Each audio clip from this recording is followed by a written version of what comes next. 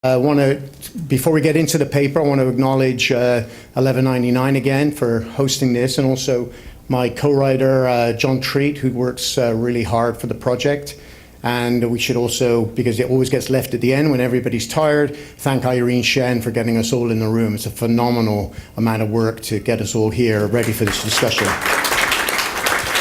Knowing Irene, she's probably out of the room now taking care of something. So yeah, we'll let her know we thanked her. Okay, great. So this session, as the title of the presentation suggests, it's Broadening the Just Transition Debate, the Search for a Transformative Politics. I'm going to touch on some of the main points of the paper, but I can't deal with it all. And I'll explain why we wrote the paper, why we felt it was necessary, and it should become obvious as the presentation goes on. So I'm going to speak for hopefully 15, 20 minutes, and then we got some respondents who will introduce in due course. But I'm looking forward to another great session. Hopefully it'll go well. So as it's been pointed out, just transition was once exclusively a trade union demand, and it wasn't developed around climate change. It was developed by the oil, chemical, and atomic workers and the communication, energy, and paper workers in Canada around what workers who were facing disarmament. There was disarmament talks around the SALT negotiations back in the early 70s. There was an anti-nuclear movement in the US. And so unions like the oil, chemical, and atomic workers, under the leadership of Anthony Mazzocchi, now deceased, took a view that workers should not be put in a position of supporting work that was detrimental to the health and survival of the human species, but they needed to make a living. So there needed to be policies put in place called just transition. This has now been picked up by the global trade union movement, who after a decade of really tenacious lobbying got the just transition language into the preface of the Paris Agreement. We'll come back to that in a moment. Also, the International Labour Organization's guidelines for just transition and the UN Sustainable Development Goals. Many of these conversations don't mean a lot to unions in the room, but they are kind of big deal in terms of the multilateral processes and the global discourse. Now, but why do we need to broaden the debate then? If it's in the agreement, isn't it a done deal? Probably not. So what we've seen, and the reason why John and I and Chued wrote the paper, is that different perspectives are emerging. It means different things to different people, just transition, both within the trade union movement and also with other movements also now taking up the just transition demand. Now, in the Paris Agreement, significantly, it says in the preface, we take into account the imperatives of a just transition of the workforce. So the word "of" there is significant because it's a transition that you will be, the workforce, transitioned. And there's not much language, not much of an inference there that workers will be involved in that transition and shaping it. Union approaches, as we analyze in the paper, take really three forms. They started off per the oil, chemical, and atomic workers' approach of protecting, a safety net approach to workers who are in the fossil fuel sector and carbon-intensive industries. What would happen to them if there was a robust approach to climate protection and a reduction of emissions? So unions went into that debate with that approach. But then, around about a decade ago, there was lots of research coming out. I personally was involved in one of the major studies with the United Nations Environment Programme, talking to the amount of work that could be created in reaching climate targets and greening the economy. So protection plus looking forward to job creation. We remember the Obama and the Hillary campaign in 2007 when they were running. They were talking about 5 million green jobs in America. And that was the language of the campaign here in the United States. But there's a third perspective that's emerging in the labor movement that looks actually at what actually needs to be transitioned from a point of view of economy and culture and so on. And we'll return to that important third dimension a little later. Now, Others are going to speak to this later in the day on the situation in Australia and Canada and elsewhere. But you can see Just Transition making the news. Here's the, we've got Lance McCallum from the Australian Council of Trade Unions here, so I won't speak about this particular case of Port Augusta. We also got now the Task Force on Just Transition for coal workers that Donald Lafleur will probably address, and what the significance of that. But other movements, in this case, the Asia Pacific APEN, I've forgotten the last two, Environment Network, saying, well, this is an opportunity to correct the racial, ethnic, racial inequalities, economic inequalities that run through the current model of energy and the current political economy. So we see Just Transition as an opportunity to reclaim control, particularly in the case of energy at the local level where we can produce electricity in the local space. Now, one of the reasons, again, one of the main reasons that we tried to write the paper and this has been since TUED started, we felt that the idea that the transition to a low carbon economy was inevitable needed to be confronted. This is a language that a lot of the NGOs have picked up on, a lot of the renewable energy companies have picked up on, and a lot of political leaders saying it's inevitable because the science says it must happen, therefore it will happen.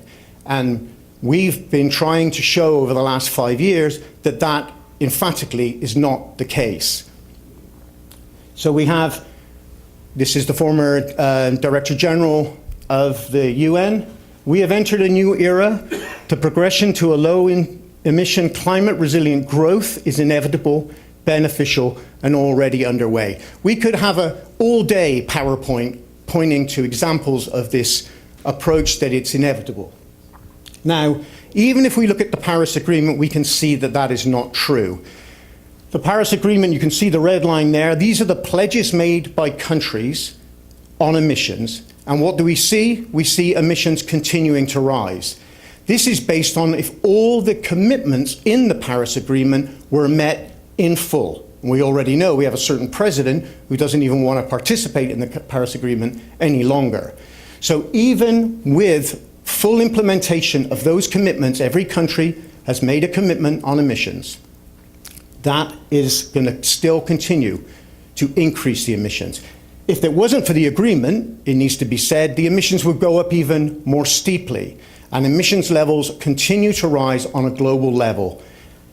And this is where the opposite direction we need to be going to keep temperatures within well below 2 degrees, if not 1.5 degrees. So this science is important because if we can comprehend the implications of the science, then we can shape our politics and our program accordingly.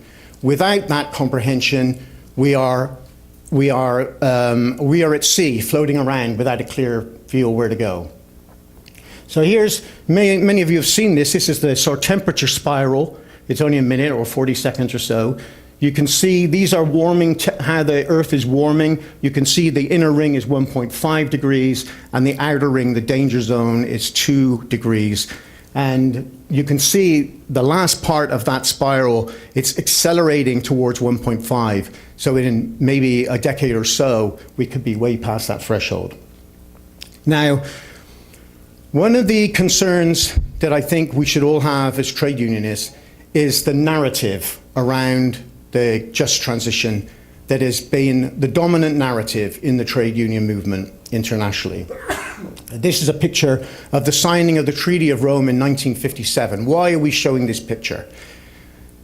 During that period of history, it was recognized by the newly emerging European Common Market, it was called then the European Union, that workers' organizations, unions, were a legitimate social partner with employers and governments on equal terms, that any decision about this new community of nations should involve unions at the table in what was called social partnership through processes of social dialogue. This is where the term comes from. It's worth, of course, noting that this was a time when, during the Cold War, Europe was trying to position itself against strong left unions and movements, both inside Europe, but also internationally.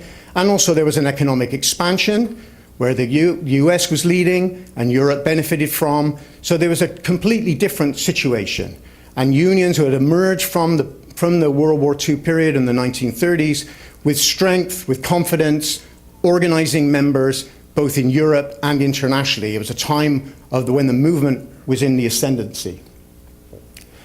Now, this social dialogue and social partnership has become an almost exclusive narrative of unions around the world. It's a narrative that you'll hear in every corner of the world. Those of us who do international work with unions will hear it. And that's extremely significant. What the paper documents in some detail, and I don't have time to go into, is that social dialogue is largely dead in Europe, where it was born. These figures here on the left is bargaining coverage. You can see Europe is the top line, Western Europe. The little line here is Central and Eastern Europe. You can see bargaining coverage on the left going down, and the global mean is the dark line in the middle there. So you can see, yes, global density of bargaining is falling globally. It's falling less fast in Europe, but it's still falling nonetheless. More concerning is union density itself, because in parts of Europe you can be covered by a collective bargaining agreement, but you're not in a union. Here we see union density also falling in Europe. But this really doesn't really tell the whole story, because what happened during the neoliberal period in Europe, first the Maastricht Agreement, then the Lisbon strategy or Lisbon Treaty, opened up the logic of the market into politics and slowly but surely dismantled the power that unions had built up at the political level and at the workplace level. We also see in Europe centrifugal, that's my pronunciation because I'm from England, forces, that you see Europe itself is in jeopardy of breaking up. In this case, this is the Greek movement of 2015 against the Troika in that part of the world. But you can see it, and it was mentioned this morning with Zuzana Zimbabwe and others talking about the rise of the right in Europe and elsewhere. So what to do? Unions, I think, believing they're in a position, doing the best they can. Let's put it as clearly as that. Trying to make the best of a bad situation, saw the climate debate and the need to have a complete transition of economy as an opportunity to reboot social dialogue, even though it was no longer really happening in practice on any of the major decisions affecting Europe. So you'll see it's also part of, don't want to over-intellectualize this, but the sort of Keynesian debates about growth and the importance of economic growth. Keynesians always wanted growth. They felt that if you stimulate the economy and generate growth, you generate demand and you generate jobs. So it was very convenient to stick green in the front of growth, and you'll end up with supposedly some kind of green version of that. And not only is that paradigm not succeeding, it's actually politically in terrible state right now. So the climate issue became an opportunity to reboot, if you like, social dialogue and social partnership. Now, inside the trade unions, and this is at the European level, it's also acknowledged that the changes that are needed are radical and revolutionary in terms of their implications. Here's a quote. And actually, this is kind of amusing to this point.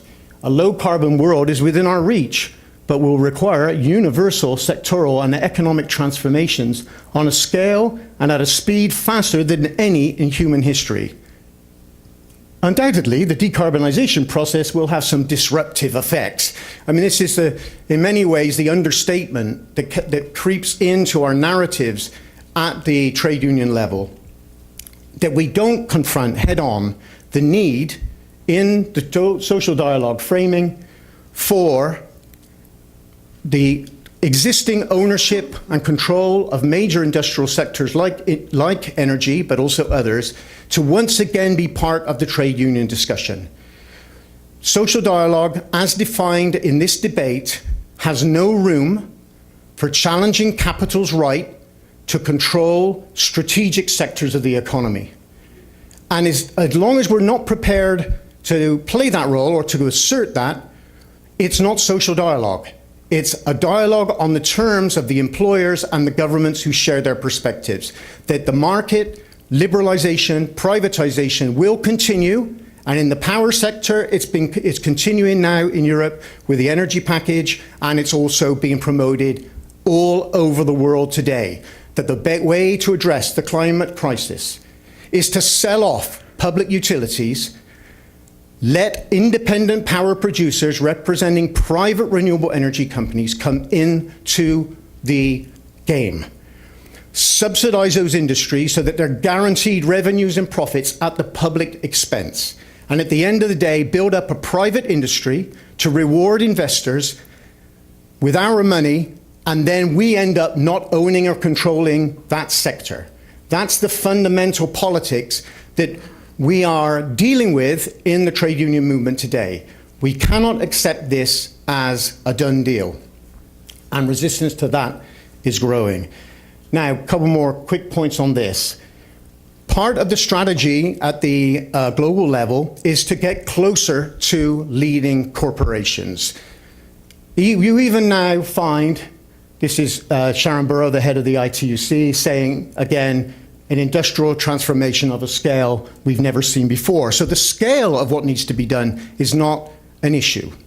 The question is how.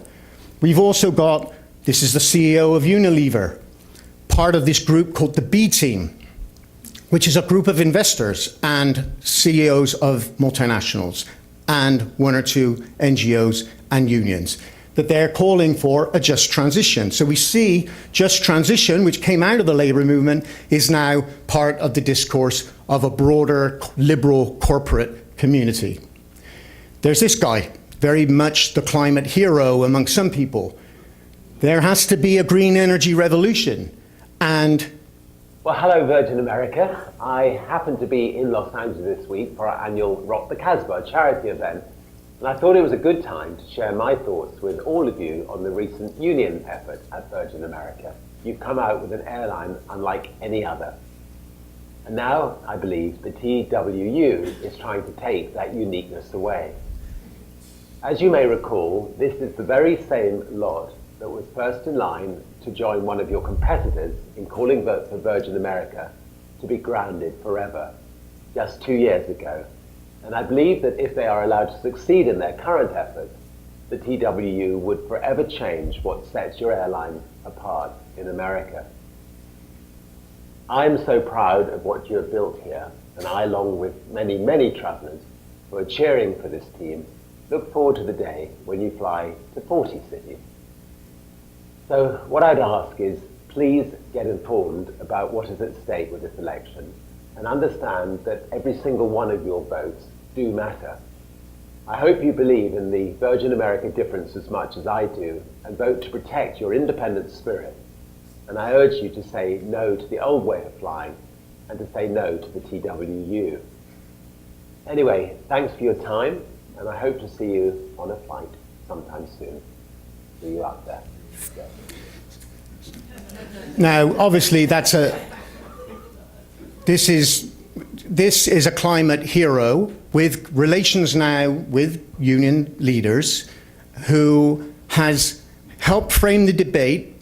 And this is something I've been writing about in New Labour Forum, that great journal, which you should all subscribe to, about how the idea of a green economy and reducing emissions will unleash a new period of entrepreneurial energy and capitalist creativity and innovation. But he clearly doesn't want any unions part of that. So the point being here, there is a struggle going on around just transition that is at the highest levels, if you like, that we need to be aware of and to counter. Now, in the few minutes I have left, we've articulated in the paper what we call a social power approach. I hasten to add that this is a label for convenience for now, just to give us something to talk about. It's not supposed to be We're not patenting it anytime soon for profit.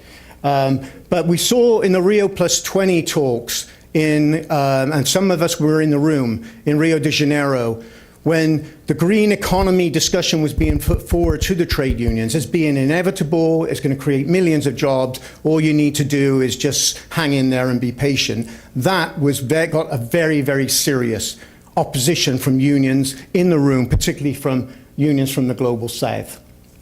We also saw, Zweli will remember this, NUMSA in February 2012 in Johannesburg held out what I thought was a very important conference on the need for social ownership of renewable energy that was attended by many trade unions.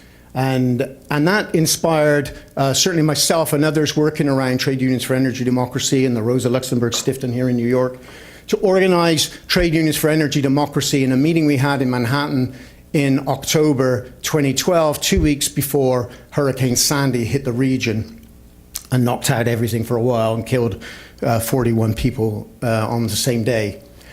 And we, along the lines of what Zweli was saying earlier this morning, we felt it was absolutely necessary not just to resort to slogans, that energy is crucial to stabilizing the climate. It's crucial to a decent life. 1.3 billion people don't have access to electricity. So we felt that the struggle for energy was central to the struggle against climate change. But it would also take on other very, very important issues about equality, about development, about human rights. I don't have time to go into what the resist, reclaim, restructure is, but I will focus on the reclaim, which is one of the jobs we have to do in the movement. And I'm sure there are people here who agree, like PSI and others, that it's no longer about resisting privatization.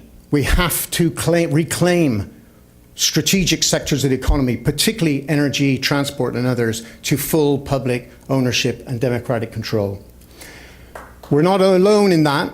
This is documents from, we have Transnational Institute here, Daniel Chavez, Just Transition, Reclaiming Public Services. And he's documented, or the TNI has documented, where this is happening on a global scale, of where public services are being taken back. This is the Public and Commercial Services Union, who will speak on this panel, Sam Mason, produced Just Transition and Energy Democracy. Getting away from a safety net protective view to a bigger, broader social transition, a social ecological transition. In the paper, we document our pro-public narrative is beginning to cohere. It's taken several years. The situation in Britain, I won't go into it now because it will come up, with the leadership of Jeremy Corbyn and the Labour Party committed to reclaim the power sector and the postal service and the railway service and one or two other services to full public ownership in the event that the Labour Party is elected in the next election.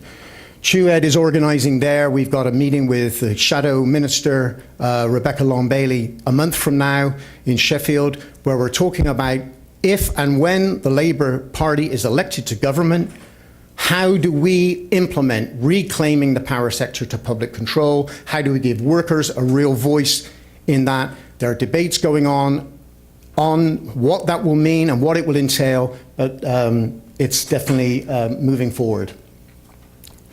The question of the South African Federation of Trade Unions came up. That quote was read out by Paula. I won't repeat it.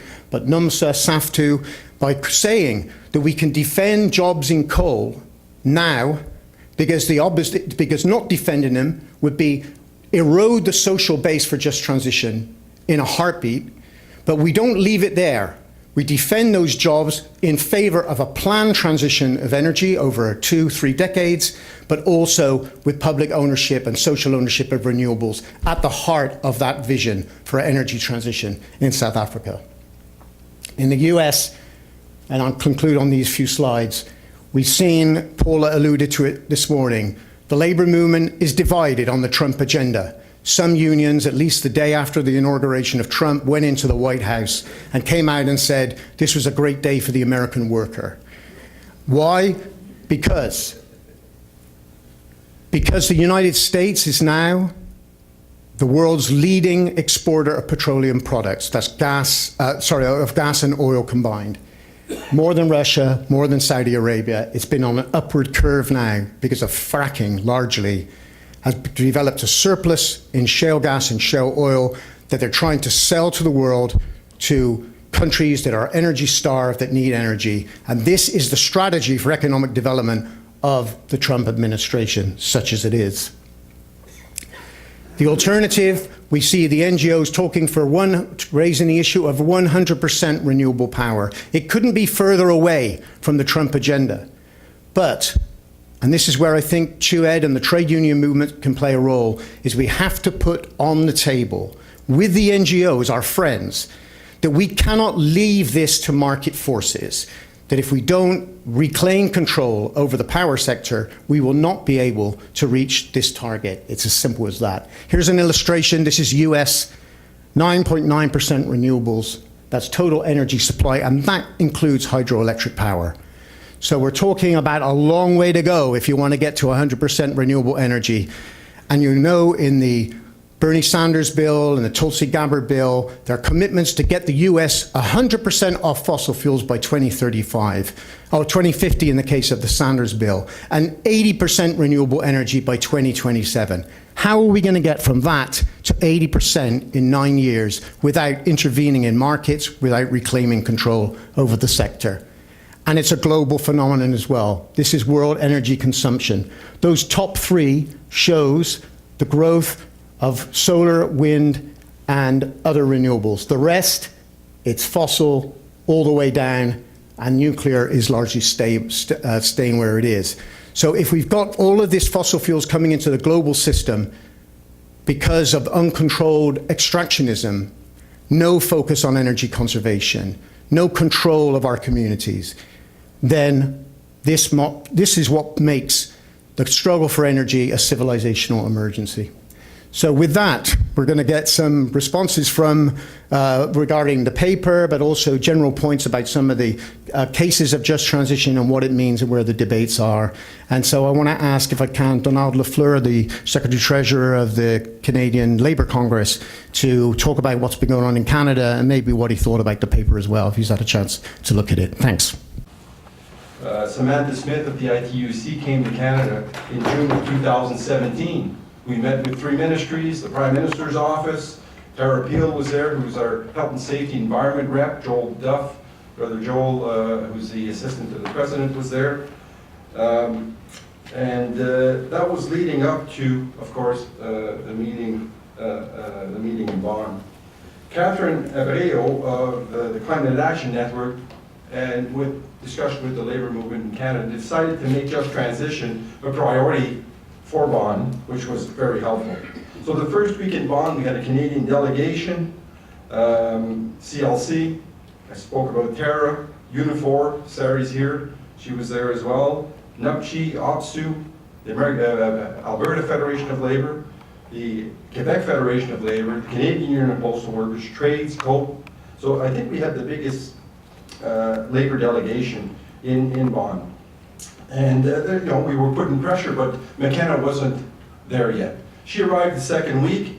The first briefing meeting she had with Canadians, we had set it up so Brother Gil McGowan of the Alberta Federation of Labour would, one, put her on notice that Alberta, the NDP government, had put in place money and a just transition plan that they had worked out with the Alberta Federation of Labour in place the week before. But not only that, even though the employers in Alberta were given until 2030 to put this into place, layoff notices were going to be given to workers starting that Friday. So in reaction to that, McKenna basically said, okay, we'll meet with you. But when we met with her the next day, she basically brushed us off, as she had been doing for a couple of years now. So we decided to change our plan. We had a press conference that I was participating in with the Climate Action Network, Samantha Smith of the ITUC, the Pembina Institute, the Indigenous Climate Action, and we just completely changed the presentation I was going to make, and we went after the Liberals, as did Brother Hassan Youssef back here in Canada. The media picked up on that, and in my 40-some years of activism, I've never seen a government ministry flip like 180 degrees within a 24-hour period, but that's what happened. She ended up announcing the task force, and we all saw what's happened there. So you've got the terms of reference in front of you. I'm just going to go through that very quickly here. So, looking at the paper itself, I like to see at the top, you can see, we're talking not just about workers, but about communities. And that is repeated throughout the document. When you look at the first part about just transition, the second paragraph talks about workers and communities. That paragraph ends by saying across society. Again, communities in the next paragraph. And under purpose, what ultimately we're going to be doing is preparing a government or a report for the Environment and Climate Ministry by the end of this year is the plan. The mandate, if you look at the mandate on page 2, at the top of page 2, again, we're talking about workers and communities directly affected. Twice in that part, we talk about communities again when we talk about based on this engagement, which is very important.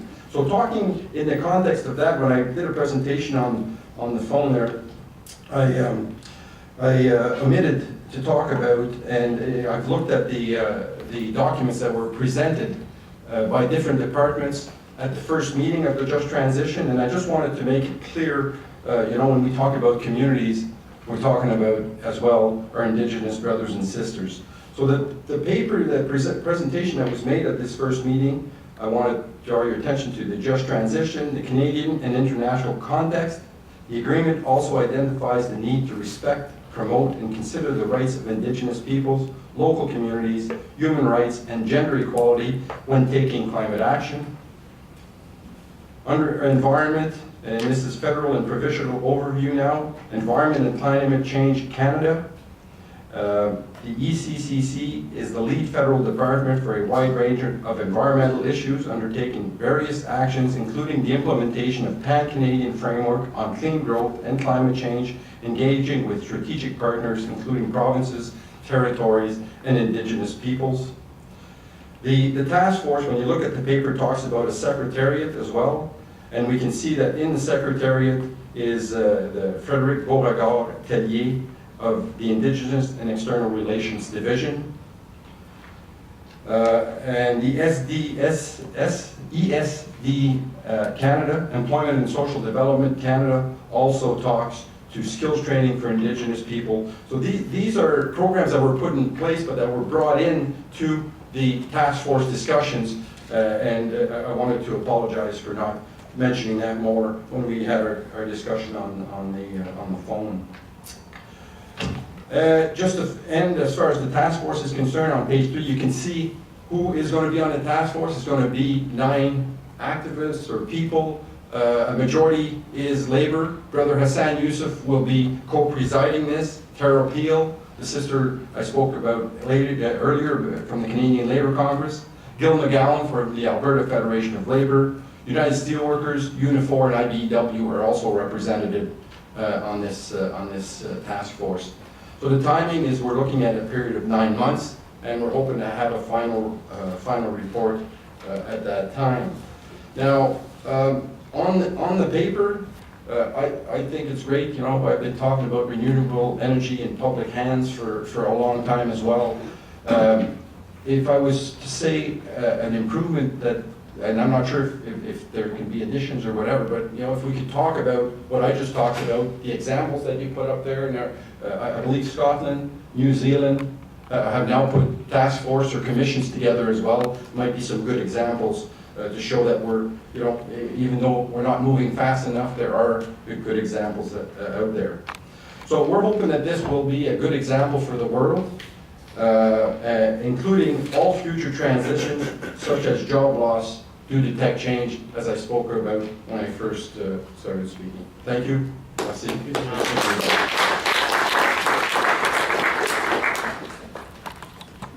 Thanks, Sanal, for that comprehensive report. And Maybe you have to turn off. this one's off.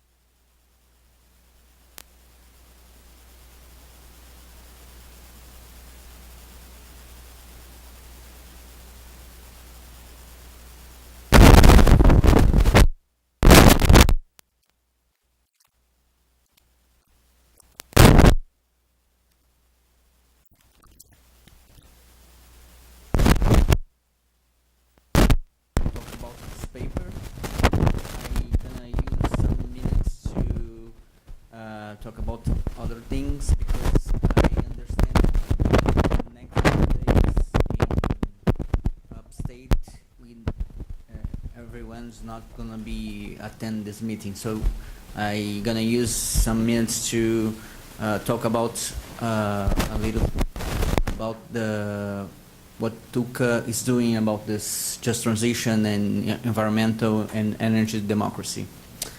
I start from there. We follow the TWED, and we are reached by the TWED discussion so many years, like 6-7 years since, for myself, since Cancun COP, and this influenced a lot in the policy in Tuca. So we bring some of the ideas and practical process. We have like our proposition about development, and we released in 2014.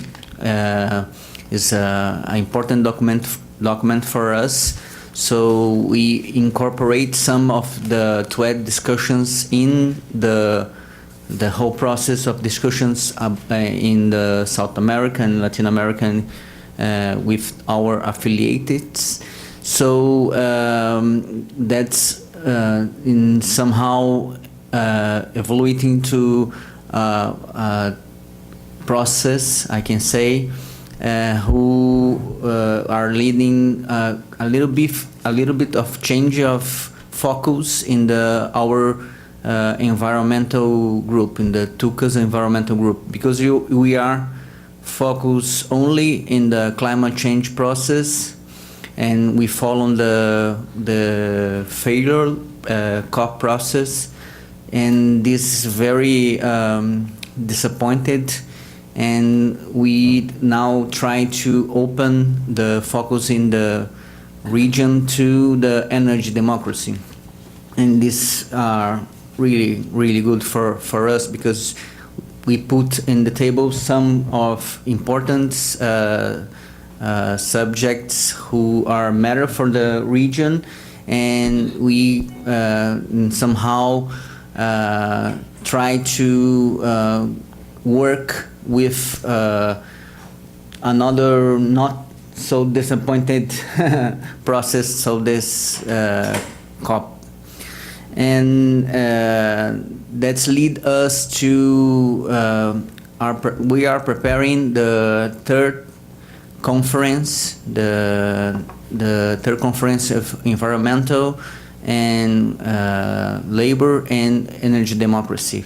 We gonna hold this conference in all you is invited. We really need the support and the help of anyone in this room.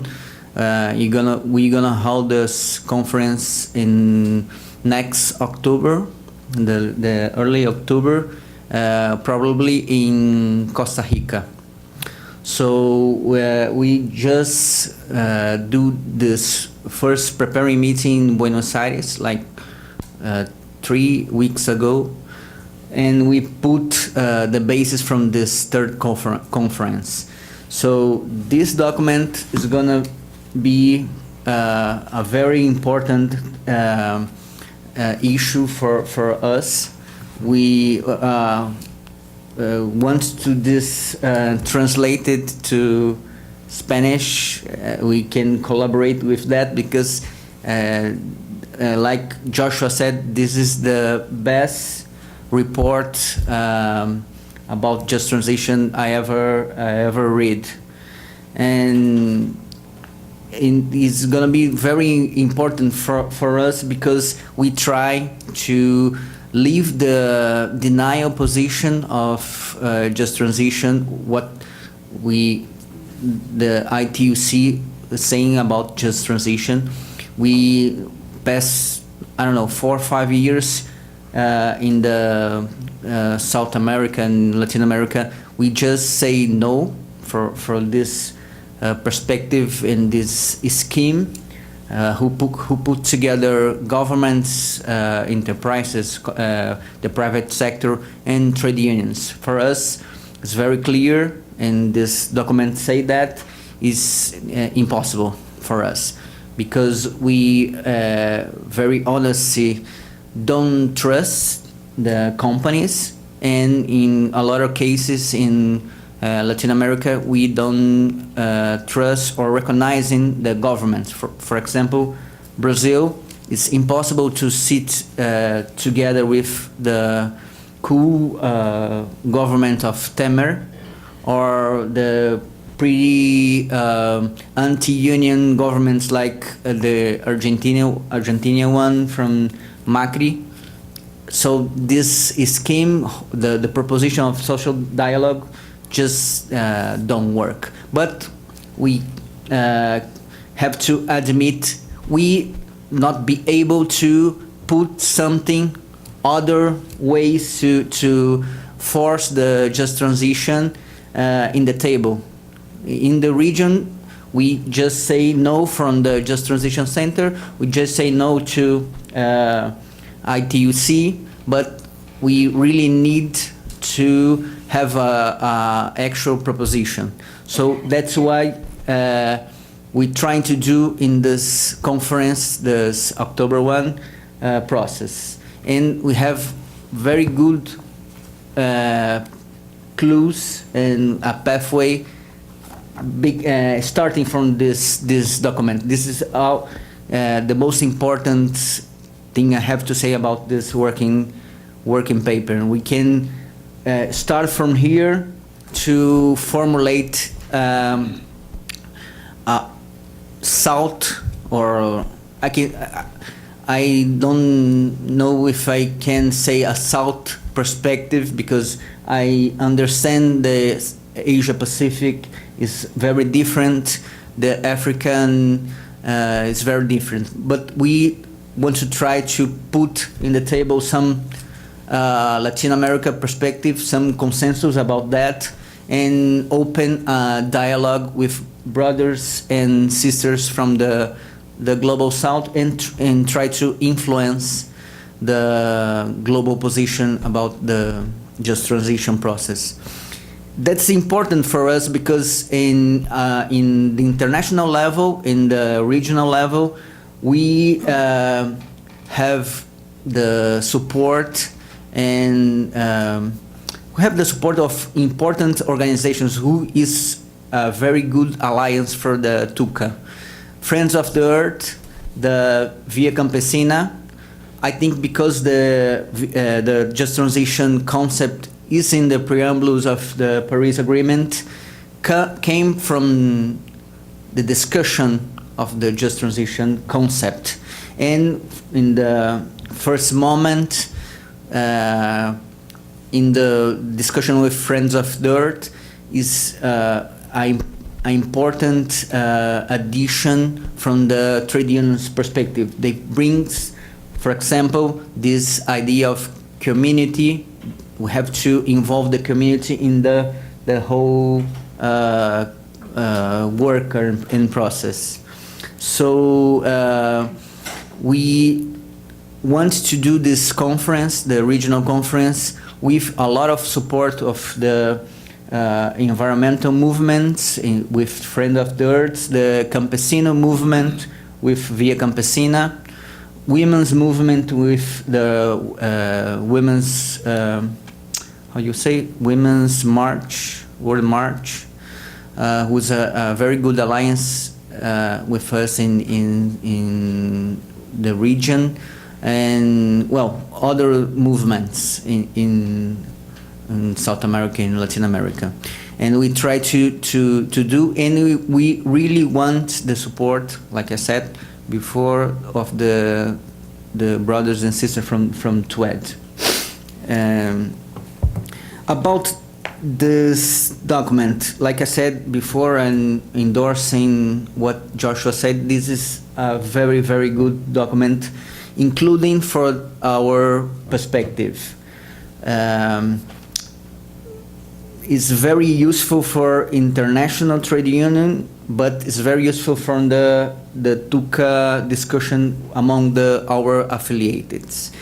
The document touch in several important topics, I have to say that, And like I said before, we want this in Spanish to just spread the document among our affiliates. I can point to problems in the document, because one, maybe I understand wrong, because is a point with Sean said before, because in my first reading I saw the critical from the social dialogue, but I didn't understand the first time is a critical for the whole scheme of social dialogue. I was thinking it's very localized to the social dialogue in just transition, and we have a crisis in social dialogue at the concept. It's not when we apply to just transition. We have problems in social dialogue, in social security, in all over. So maybe I understand wrong in the first place, because that's the idea I want to reinforce. We have a problem with social dialogue, period. We have in the same time we have this conference. It's gonna in Geneva is holding the I don't know, nine international conference. The next year is the 100th, no? And we're gonna see this. The employers want to recognize the right of strike. This is you can imagine this is like dead for trade unions. If you don't, it's impossible to do a strike. We not have pressure to do. So it's important to recognize in this paper the failure of the social dialogue at whole. And the second thing, I don't fully understand the concept of social power, because that's the next step we have to have, because, well, social dialogue is not working. So what do? What we say in Victor and our leaderships in Tuca are saying when they ask about this, we say we have to do mobilization. We have to behave ourselves like trade unions, because we, from this, I don't know, 5-10 years, the ITUC is behaving like NGO. Well, we have good arguments, we have good people inside of the COP process or the ILO process, and we're gonna convince the employers, the governments. We have well, we want to convince that we have a point. And if we saw this in the historical perspective, I don't know, this is not working. Actually, it's not working. We can have the arguments, but we need people on the street to force the governments and private sector to move in our direction. So I understand the social power is mobilization, but it's better if it's gonna be more clear.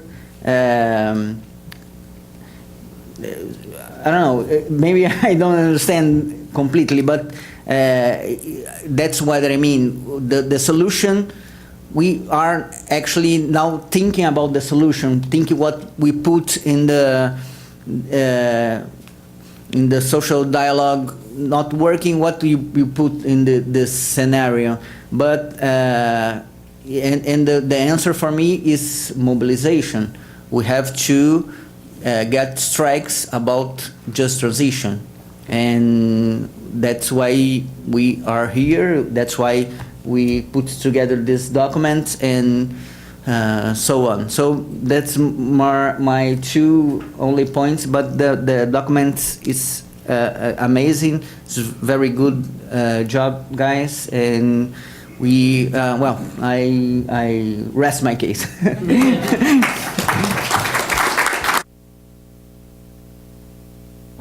Thank you, Daniel, for those comments. And it's what we meant by rolling the debate. That means criticisms as well. We want, we embrace those criticisms in order to strengthen our position. I personally respond to that now, but maybe later in the day we can. Sam Mason from the Public and Commercial Services Union, fourth largest union, I believe, in the UK. Been doing some great work on just transition and energy democracy, and also part of the process of reclaiming power, the power sector, to public control. Sam. Okay, thank you, Sean, and thank you, everybody here, for this invitation to speak. So I'd like to say particularly thank you to John and Sean for this paper, because I think it's really excellent and it gives a really good and strong critique of the whole just transition debate, and particularly around social dialogue, and I think we really appreciate that. As Sean had already flagged up in his presentation, PCS, Public and Commercial Services Trade Union, we produced this report last year on just transition and energy democracy, and one of the things that we talk about there is the need for a transformational transition, not just a just transition and a transition based alone on social protections, that it has to be a transition that addresses the fundamental inequalities that's inherent in the capitalist system, because we don't just want green growth and green jobs, which is very much, I think has already been well articulated, is where the debate is at now. I think in terms of the social power that it presents in the paper, and I'm mainly just going to talk to some of the responses in the paper. Again, I think that's really important, because I think social dialogue isn't working, because the power, again, has already been highlighted by speakers, is that we have to recognise and be honest about the weakness of the labour movement, of the organised labour movement at the moment. In the UK, we have under 25% in trade union membership. We have very low levels of collective bargaining. As we've seen since the financial crash, we've seen a trickle up in the reduction of workers' wages, terms, conditions, low pay, the rise of precarious work. 1 in 10 workers are now in precarious jobs, 0 hours contracts. We have over 1 million people reliant on food banks. We have something like 11% of households that are in fuel poverty in England. And this is the transition that's happened since the financial crisis. So certainly, when the left should have been stronger, as Joshua's pointed out, we've actually been knocked backwards. So we do have to recognise that when it comes to power and sharing a space at the table of negotiation, we're in a very weak position, unfortunately, but that's where we are. I think also it was touched on last September at Trade Union Congress in the UK. There was a historical motion that was passed unanimously by trade unions on climate change and the need for public ownership and democratic control of energy, also around just transition in industrial strategy. But I think whilst that was very good and fundamental in its time, we've got a long way to go in terms of the debate in the UK. Trade unions are very divided, even on what just transition means. It goes from one extreme, if you like, PCS at one end of needing this to be a transformational, a socio-economic and political process, to another as trade unions seeing it as a redundancy policy, and then we should reject all talk of just transition completely, and some believing that we can rely on our current welfare programs to protect workers, which I'm sure the same as most other industrialised nations has obviously seen people generally in communities suffering under cuts to welfare programs. So we're having our first discussion, actually, what just transition means in the TUC, in the trade union movement in the UK in July. Probably just to highlight here, I think again it's indicative that actually facilitating that is going to be somebody coming from the corporate world. Not even from the trade union movement, where we've got a host of obviously experienced and trained facilitators who'd be better placed at that table. So I don't hold out much hopes, and I think again thanks to TUED, because the debate in the UK is actually really happening through the Trade Unions for Energy Democracy initiative, not through our sort of peak Labour Federation. And they actually seem very unconcerned about that, which is interesting of itself. But I think the other important thing is coming back to the power issue that shows, because of our weakness, we do have to build alliances, and what was referred to earlier around a kind of social movement trade unionism. And I was reflecting on this because I think we do this in our other campaigns. We do this around education. We do this around housing. We don't do it on the environment and climate change. And I'm not sure why. We don't do it in a big way. And I think perhaps one criticism from a UK perspective, that kind of alliances with the environmental and wider climate movement isn't on the ascendancy in the UK. I think it is to a limited extent. I think PCS, not alone, but is one of the few unions that do actually work, try to work across alliances. And we do a lot of work with Friends of the Earth, 350.org, which I think a number of people here will know. But I think it's interesting as well that we've actually got groups now coming to us, to the Coal Action Network, which is fighting against mainly open cast coal mining in the UK, have become more interested in just transition and developing campaigns that actually supports workers, and not just they're opposing these schemes, but actually how we can work with the labour movement to put forward our aims as workers and for the working class as well. And I think on coal, because we have got the UK government has trumpeted quite a lot its coal phase-out plan and been a leader on this, and the plan is to phase out coal, but unabated coal by 2025. So unabated, that means where there isn't carbon capture and storage or sequestration.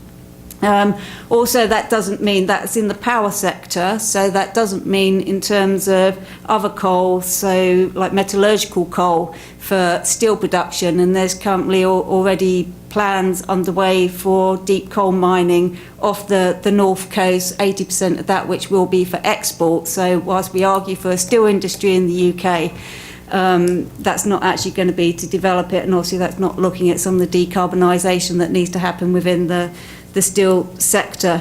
But I think the other important thing about the social power approach as well is that for PCS as well, we talk in terms of having a whole economy approach.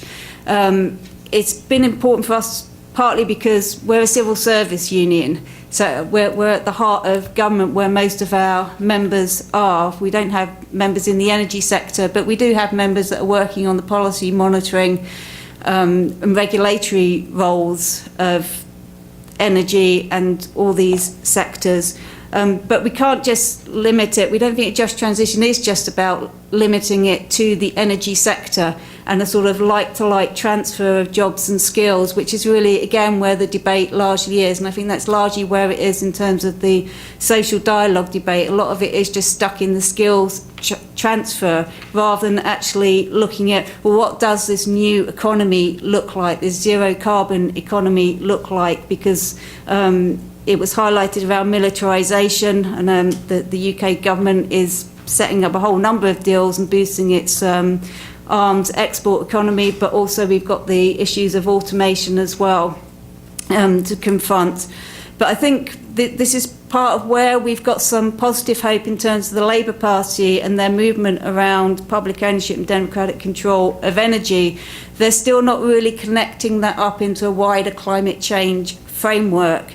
And I think this is where we need to try and bring across some of these ideas about some of the ideas that they also have for a Labour Party manifesto, but with repealing some of the anti-trade union laws, and better rights for workers, how that also needs to be linked into this just transition agenda as part of this whole economy approach, and looking at the sectors where it's not just about, say, we have the discussions now in the car industry that we need electric cars, so we're transition people across into that, but we actually have a discussion about what transport means and public transport and changing actually our whole transport needs. I think one criticism on the paper, I think that there's a point where it says, and I may have misunderstood this, that the transition isn't ideological. I'm slightly misquoting that, appreciate without directly quoting it, but I think climate change is ideological, so we have to address it on ideological terms. And so unless we confront it in these kind of political and socio-economic and environmental justice globally, not just obviously within our own nations and sectors that we're involved in, and look at the impacts across the board, then obviously we're not going to make the rapid transitions that we need to make. I don't think, unfortunately, the urgency of the science doesn't resonate. I think if we talk in the trade union movement in the UK, I think most unions will accept the science that's out there, but actually not the urgency and the things that we actually need to do to start transforming our sectors. I think we also need to build power in the labour movement itself, and it's not just a question of our allies around, because I also, in some of the unions, these discussions are not even happening, not happening at the lowest levels of membership. When I think we just had PCS conference last week, we had 10 motions on climate change and the environment. That is very rare in any trade union, and that covered a whole range of issues. But that's not happening in other unions. These discussions are not happening. It's not happening at the grassroots and from the bottom up. And I think it's another issue we have to confront, that obviously a lot of this terminology means nothing to most workers, and we need to connect that at local level, which the speaker earlier on, Natasha, I think it was, made reference to, because I think that is very important, because in the day-to-day, just transition, all this terminology means very little when you've obviously got to pay your bills, feed the kids, etc. So that does need to translate, and we have to take that on board, but that's where it comes back into the economic and social transformations that we need, and political transformations around making these issues of justice not just about the climate change, which obviously does need to be addressed. As it was mentioned about Scotland, just to say a few things, Scotland is actually leading the way within the UK context on a lot of this discussion. There is the Just Transition Partnership in Scotland, which is with trade unions and environmental groups. Who've done a lot of good work. The Scottish Government has announced Just Transition Commission. Now we've got to see how that plays out in terms of worker input into that and trade unions involvement. One of the motions I just referred to that was passed at our conference last week is to actually have a conference in Scotland of PCS members in relation to the Climate Change Act, which has just gone through in Scotland, and how that's going to impact our members and how they can be involved in a just transition process around that in Scotland. The other thing at PCS that we're calling for, which again was just passed in a motion last week, is a Just Transition Act, and this really builds on the Bernie Sanders bill and sort of Clean Energy Workers Act that was put forward a couple of years ago. Partly as a way of bringing that debate out into a wider sphere, and why we're calling it Just Transition, it's not just about social protections. We want that to be about how we make some of these intersections across all the social justice issues that we need to be doing as part of this. So it's not just ensuring a floor of rights for workers, which we believe is needed, but also making sure it links up with these other discussions that we're having both across the Labour Party on the political terms, and within the Labour movement and other social justice areas as well, so we can have a more transformative politics towards that. So I think there's some reasons to be optimistic. I think somewhere in the paper it mentioned this should be about hope as well, and I think we need to have hope. I'm not given to optimism greatly, but But I think my niece said something to me at the weekend that made me sort of stop and reflect on that a bit, because when I was lamenting that my football team that I support didn't get promotion this season, and let's hope it's going to happen next year and this isn't misplaced optimism, she said we won't win anything with pessimism. So I think she had a good point there. So I'll leave it there. Before Ananda Litan from Climate Justice Alliance is next, just do a little time check. We're up against the time for this session, but we did start late, so I'm urging us to be a bit patient. We have lunch coming soon, in the next 20 minutes or so. But if we can hang in there for the end of the session, that'll be really great. So Ananda Litan, Climate Justice Alliance, welcome, and your comments, please.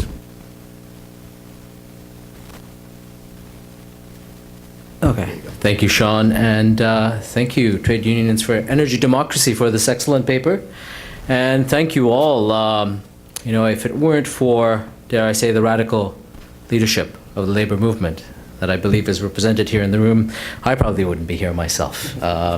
So I am grateful for all the work that you do and for having convened this meeting. In reviewing the paper and coming here, I thought what I would do is really look at the theme of this panel and how do we broaden the debate to provide a radical and inspiring vision of change, and how perhaps this report can be further tailored to do that. And so I applied that filter. And firstly, I'll say I'm a community organizer. When it comes down to it, that's what I do. And to my brother from South Asia, who brought up the important point, I organize in communities that are the global South and the global North. We represent the communities on the front lines of the ecological crises, poor communities, indigenous communities, communities of color, Asian Pacific Islander, indigenous, Latino, Black, and other communities that are not only the first and most hit by the storms and floods and droughts and the other impacts of climate change, but also are on the front lines of the fight against the industries causing that climate change. Whether it's the uranium mines, the coal mines, the coal power plants, the gas pipelines, all the infrastructure that's being built, and even some of the infrastructure that's being built in the name of climate action. So I'll just name that. What's probably more important is that I consider myself a community-led organizer, and I think this speaks to the heart of where we need to align with the labor movement, with the radical labor movement. As a community-led organizer, I seek the leadership of those communities in defining our agenda, and as very different from the mainstream NGO movement that defines the climate movement. Back to the paper. I think there's three or four areas where I think we can strengthen the discussion and debate here. One is my mother always used to say that if to understand where we need to go, thinking ahead, we have to really have a strong understanding of where we've come from, and what has our movement provided. And this paper provides an excellent, and I learned a lot, really analysis of the neoliberal economic policy agenda and how it has influenced the climate policy agenda internationally. However, what it perhaps needs a bit more examination of is our movement history. To foster the broadest and most transformative vision, we need to look at our own past, not simply the history of the ruling class and their agencies, but more importantly, the thought leadership, the historic thought leadership of our own communities. And as many of you know, Just Transition, at least in what we call Turtle Island, aka North America, originated on the front lines of the fight between jobs and environment, originated in debates around First Nations indigenous land sovereignty and the industries that they were fighting that were extracted from their traditional lands. Back in the day, it was in the Pacific Northwest, it was the forest industry, and I'm really grateful for Brother Donald, alluding to that important history, because that's back in the 80s, fall on the heels of the OCAW and the important work done by Masaki and others down here. The debate really sparked up in the War of the Woods, where multinational forest companies were raping the land, extracting all the resources to create jobs abroad. And indigenous communities found allies, not only amongst environmentalists, but amongst radical trade unionists. And together with members of the Communication, Energy and Paper Workers, the Pulp Paper and Woodworkers of Canada, and many of the other forerunners of the Just Transition movement up there, we kind of actually started to strive for some political alignment. What are the pillars of a just transition, starting with indigenous land sovereignty?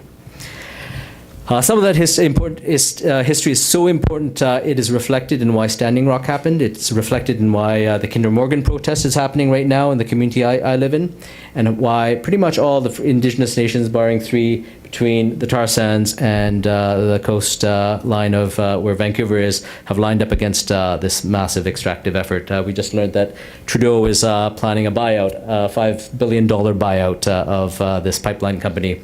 And we could talk more about that struggle later. But that's important because to understand the roots of resistance against neoliberal trade agendas, that's where this movement sparked too. It wasn't amongst the NGO world, it was in Chiapas.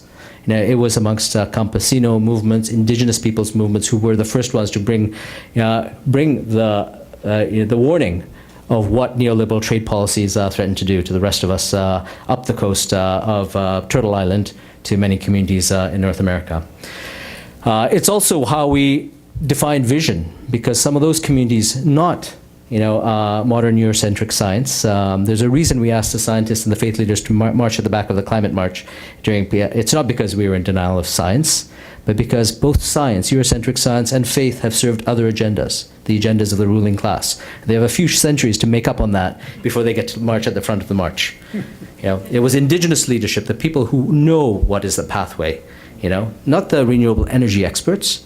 It's the people who have the place-based knowledge that can lead us out of this crisis, who need to lead, and the labor movement needs to support them. The other 2 areas I think that's really critical for this paper to really deepen its examination of is what is systemic change, both deepening and broadening the narrative. To quote one of our own labor leaders, Dave Cole, former president of the CEP, the system is not broken. It was designed this way. It was built to serve the ruling class. So when we think of restructuring, we need to think about that. What is the new economy we need to build?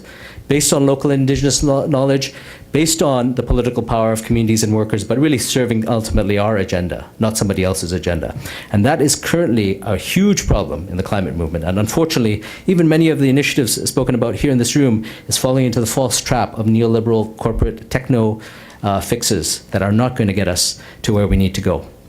We need to broaden the narrative of climate action to include all facets of justice, including a deep strategic offensive, like our brother Joshua brought up, against the rise of fascism, militarism, racism, misogyny, and how these forces actually ultimately support the reemergence of neoliberal trade policies and investment strategies. Because it's not simply about decarbonizing our economy. Until we understand that in order to decarbonize our economy, we also need to detoxify our economy, we need to demilitarize our economy, we need to degentrify our economy. We also need to decolonize and democratize our economy. And until those are as important,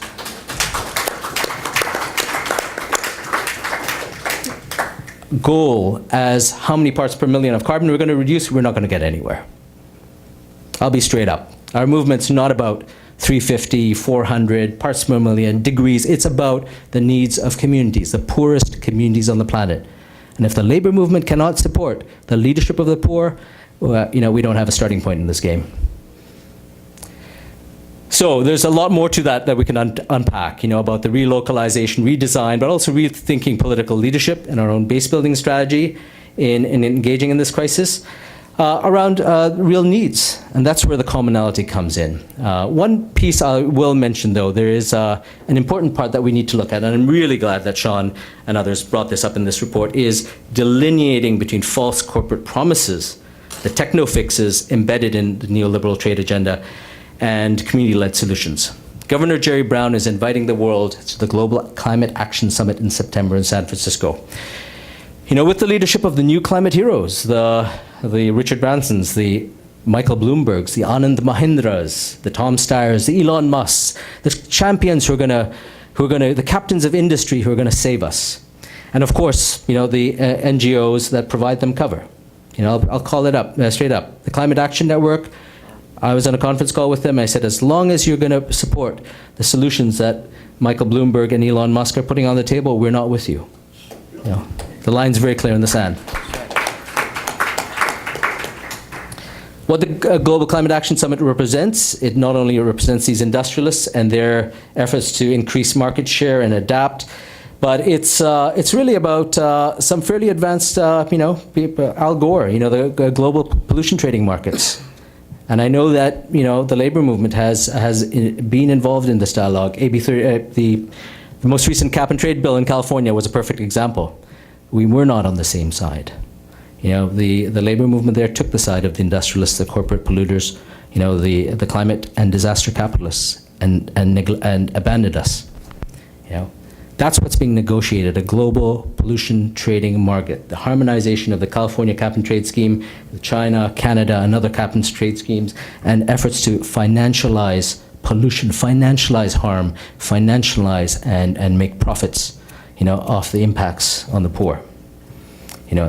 What is it going to be purposed for? Clean coal, biomass energy, nuclear power, natural gas, bridge fuels, mega hydro. Again, technologies that are being posited as clean, renewable energy technologies, but that are fundamentally against us. If you want to know what's good for us, don't look to Bill McKibben. Go to your local Indigenous community and find out what's going to work for them.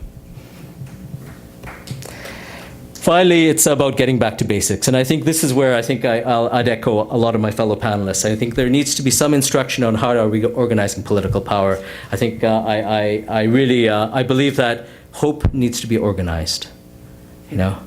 Hope ultimately, that what I do and where I find my hope is the fact that I'm constantly reminded that the communities that I serve are not just not only represent the latent political power that needs to be organized, they have the thought leadership to guide me and all of us in the right direction.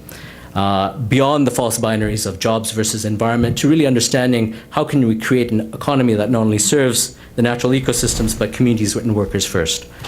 I think embedded in that is there's a lot of great, there's so many examples. I think Via Campesina was brought up. I think there's pathways of food sovereignty that I think the labor movement has started having meaningful dialogue around, but we need to drill deeper, because really at the end of the day, it's not just about the sectoral shifts. I used to cut my teeth organizing tree planters in a sector where we were the lowest paid workers in the forest industry. We organized around a vision where we could take control of the means of production and share that, with all communities, and at the same time support the Indigenous communities and their rights to traditional title of land. I believe that kind of organizing is where we need to really invest in the labor movement, the real leadership of the rank and file, and bring them to California in September.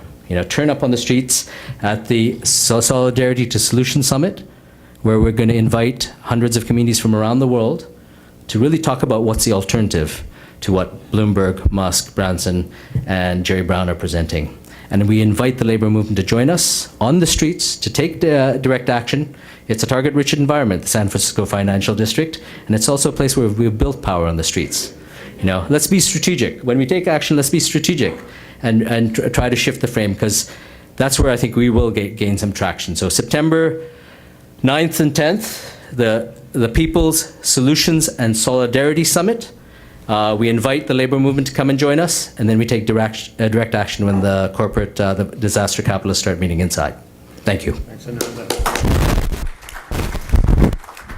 Right at the back there, Alicia, I believe. Jones, 1199. Maria earlier just wanted to ask the question around if unions are going to actually integrate climate change and just transition to their day-to-day work rather than standing apart as these separate special events. I'm wondering, what are some ways folks imagine that actually would work? To the integration question. Okay, thanks, Alicia. I'll take one or two more. Just wanted to say we as the UFCW are very, very happy to be here. Some might wonder about our standing with regard to this particular issue not being in the energy sector, but the ITUC General Secretary, the dead planet means no jobs. I think we have standing on that basis also, although there are merits and all the critiques with regard to biofuels, the future of biofuels, we obviously would have standing with regard to that debate. I want to make a very quick comment. It's not a question, but I want to congratulate you, Sean, John, the Rosa Luxemburg Stiftung and the Murphy Institute for an excellent, excellent paper, which is a terrific reference.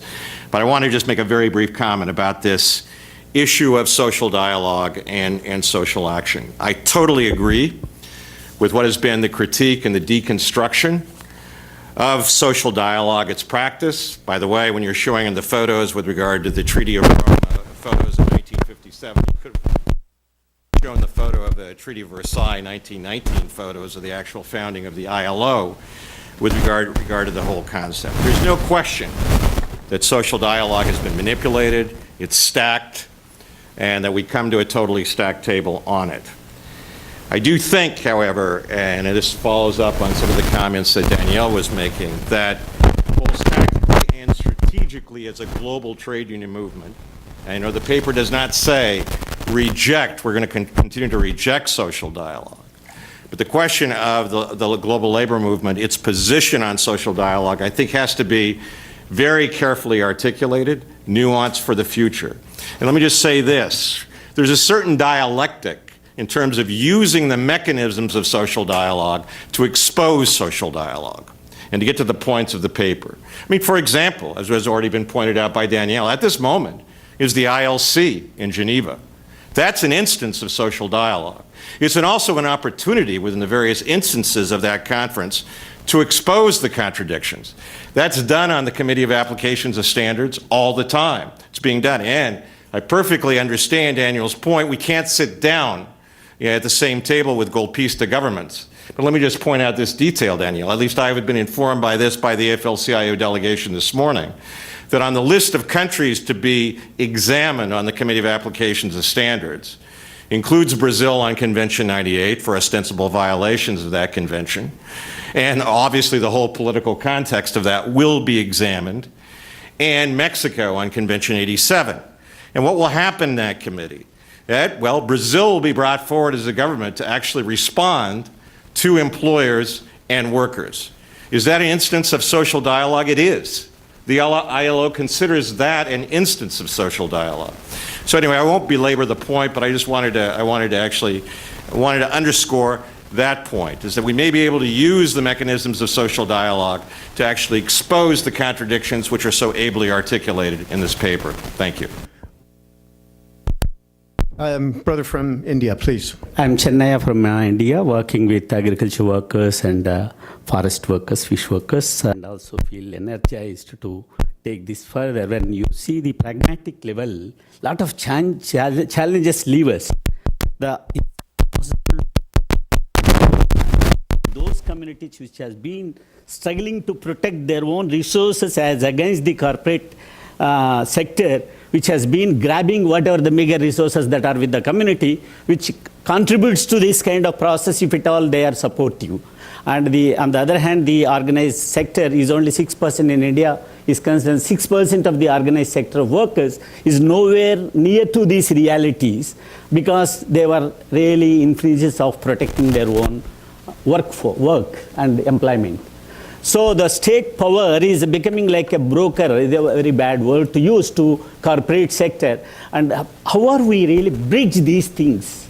And is it demands our own efforts to really put towards the protect those resources should be in the hands of the people which has been protecting the nature in these years, and so that we will be able to touch some of these issues concretely. It really demands a lot of work for us to do really, to take up these things for the task. Excellent point, brother. Can I suggest, if I don't see any more hands at the moment, I have actually one more. Take Simona Fabiani from CGL Italy.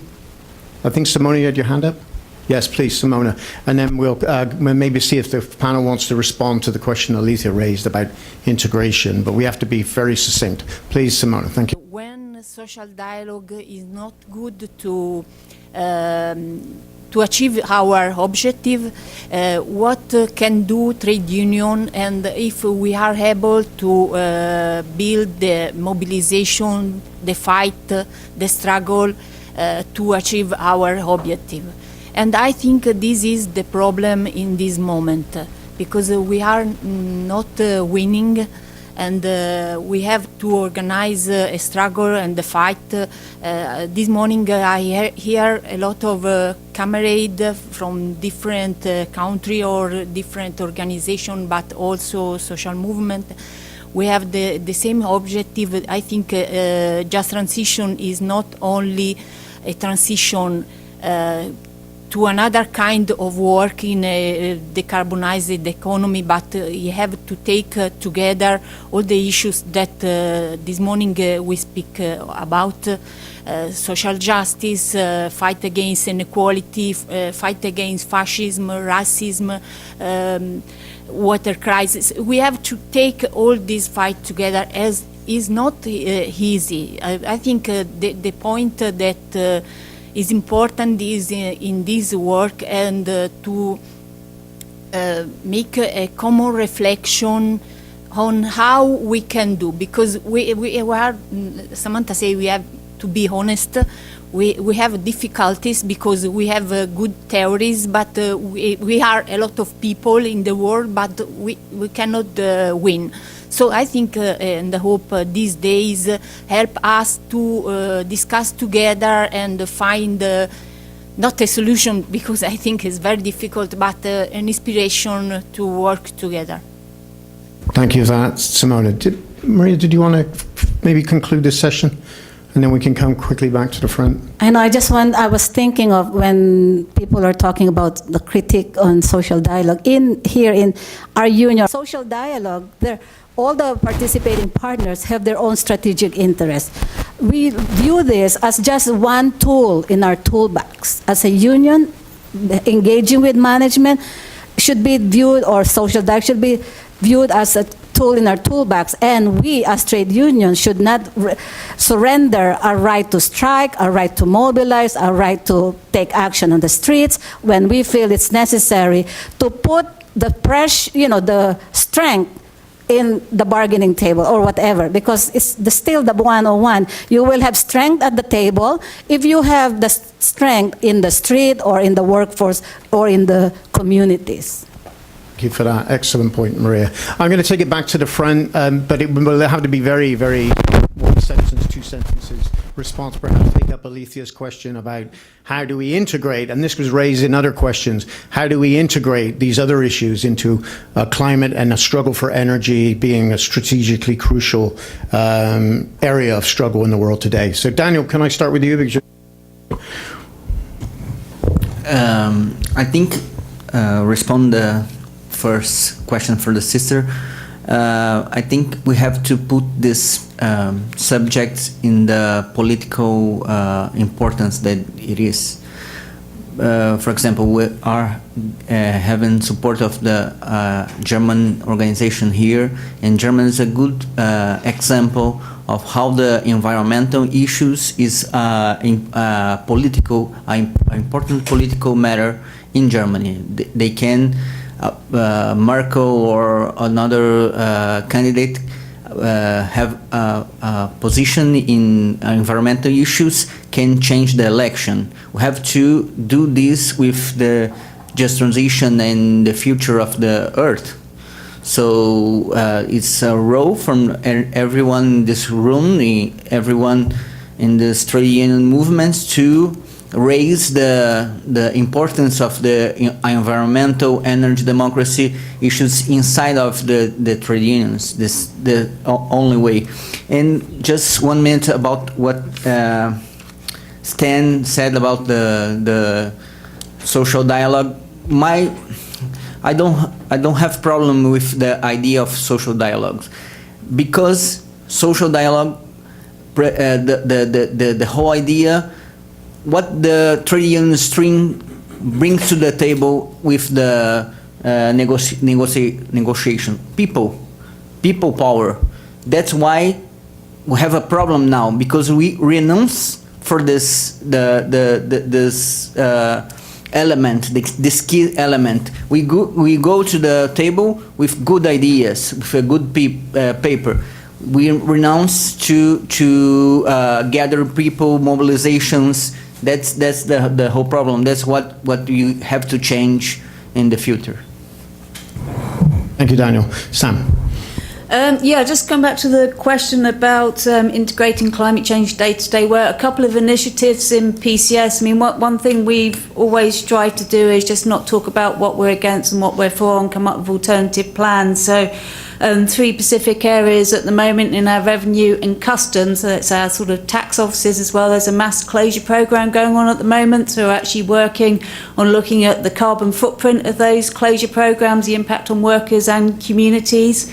Another area is in our aviation and transport sector of the members. They're looking at an integrated transport policy and strategy. So what would that mean as an alternative plan? Obviously addressing climate change issues as well. In our culture sector, so in our museums and galleries, we've worked with other activists and environmental groups and climate groups around the sponsorship of the fossil fuel industries and sponsoring art exhibitions and stuff like this. This is our public sort of institutions saying they're not appropriate partners to be using that as a way of sort of soft power and promoting their own interests. And one thing I forgot to mention in my contribution is that another initiative we have underway is trying to build power from below through workers' alternative plans, and remembering, some of you will be aware of the Lucas Aerospace Corporate Alternative Plan that was formulated 41 years ago, when workers in the aerospace industry, mainly working on military contracts, were faced with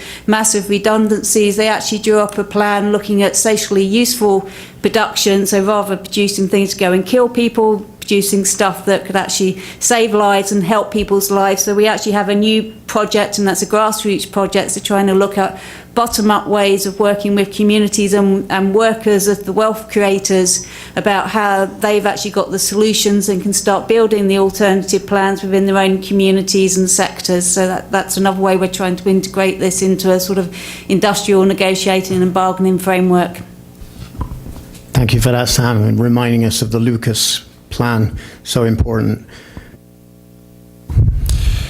Thank you, Sean. Just 2 points here. Just on the social dialogue, I've got to add, the sister said it's not always a problem. Timing is everything, right? If you had talked to me about social dialogue when we had Harper at the helm in Canada, I would have been saying, yeah, what's the point? May as well talk to the wall.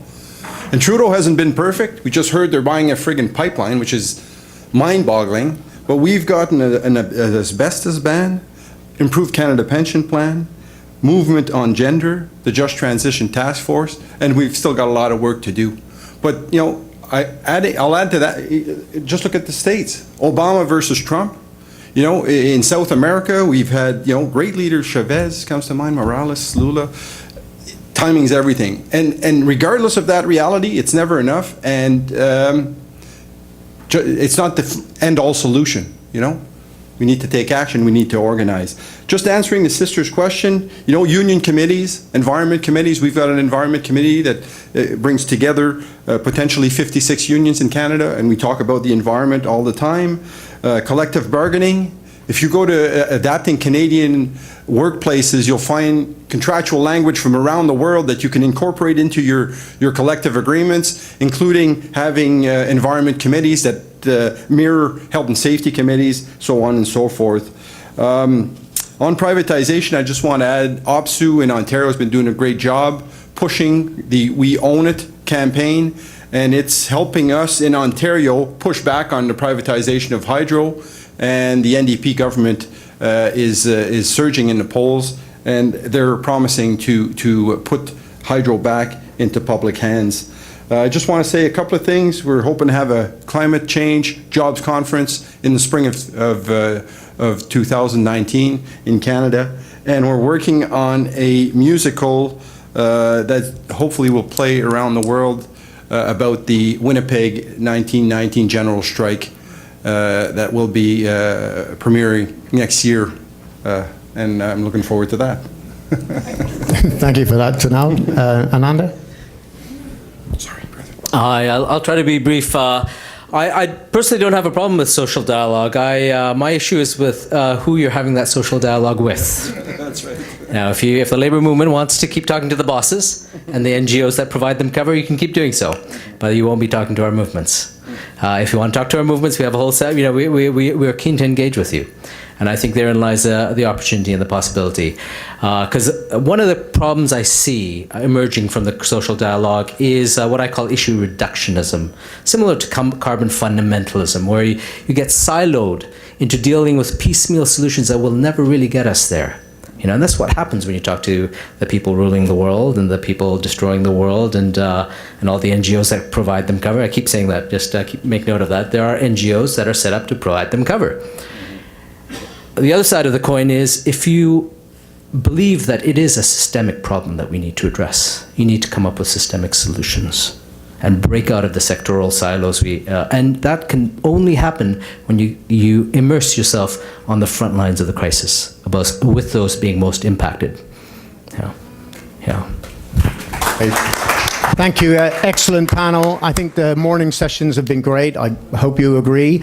We're going to reconvene at 1:30. Lunch is right here, so there's no walking around Central Park. Thank you, everybody.